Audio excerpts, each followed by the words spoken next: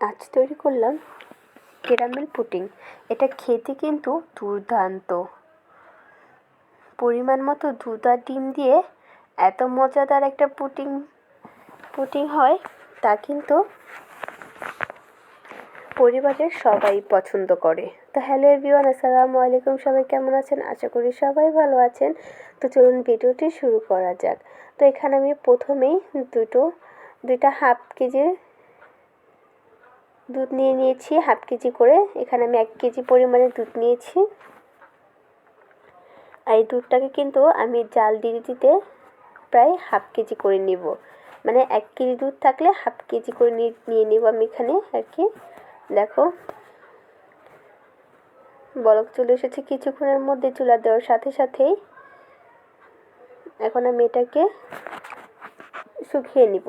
আর এই ফাঁকে আমি চলো ডিমটা রেডি করে নিই। এখানে আমি 5টা রুম টেম্পারেচারে রাখা 5টা ডিম নিয়ে নিয়েছি। আর যদি ফ্রিজের ডিম হয় তাহলে কিন্তু বানানোর আগে প্রায় আধ ঘন্টা আগে এটাকে বের করে রাখতে হবে।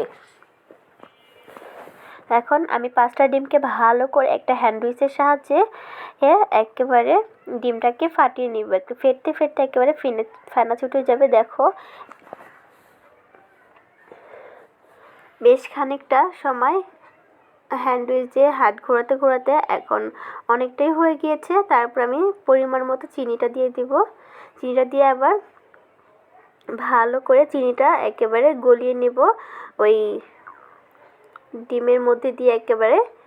তো ভালোভাবে মিশ্রণটাকে একেবারে পারফেক্টলি করে আমি এখন ঢাকনা দিয়ে ঢেকে রেখে দেবো এক জায়গায়। আর এখানে আমি ক্যারামেলটা তৈরি করে নিব। আমি কিন্তু চিনি শিরাটা একদম হালকাভাবে ব্যবহার করেছি, আমি অত লাল লাল করব না। আজকে একটু অন্যরকম টাইপের করব, তার জন্য কালারটা আমি হালকাই দিয়েছি। তারপর ক্যারামেলটা হয়ে গেলে একটা সাইডে রেখে এখন আর দুধ আর ডিমের মিশ্রণটাকে আমি সুন্দর করে এক করে নেব। আর যখন ওই যে ক্যারামেলটা শক্ত হয়ে যাবে তখনই আমি ডিম আর দুধটা কিন্তু এখানে দিয়ে দিব। আর দুধটা কিন্তু অবশ্যই ঠান্ডা করে নিতে হবে।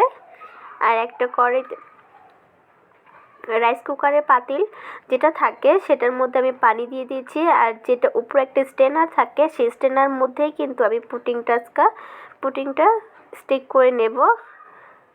তো দেখো প্রায় 1 ঘন্টার মধ্যেই কিন্তু এটা কমপ্লিট হয়ে গিয়েছে। তো চলো এটাকে 2 ঘন্টার জন্য নর্মাল ফ্রিজে আমি এখানে এটাকে রেখে দিয়েছিলাম। 2 ঘন্টা পরে আমি এটাকে একটু ছুরি দিয়ে একটু নাড়াচাড়া দিয়ে তারপর একটা প্লেটে সার্ভ করলাম।